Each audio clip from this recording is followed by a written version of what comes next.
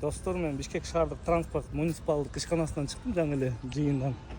Бул жерде автобус айдагандардын көйгөйү көп экен аябай. То есть бул ошо жолдо жүргөн жеңил унаалардын жол бербей негизи коомдук транспортто негизи приоритет да. Эми бакта бир эмес 50-100 кишилер ташып жүрөт да. Өзгөчө аялдамаларга туруп алышат көп дейт.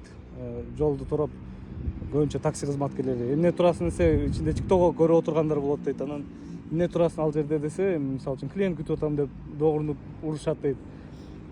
Аялдамадан чыгайын десең чыгарышпайт, поворотке күйгүзсөң дагы дейт. Айтор көйгөй көп достор. Ошол себептен эми ушул коомдук транспортко жеңил унаалар кандай тоскоолдуктар жараткандыгы жөнүндө көрсөтүп чагылдырып турам мен бүгүнкү бирден видео жүктөп турам да. Ошондой эле коомдук транспорттун ичинде жүргөн маданият боюнча дагы да ошо эле акча төлөмдөрү боюнча элдер кантип өздөрүн алып жүргөндөр боюнча дагы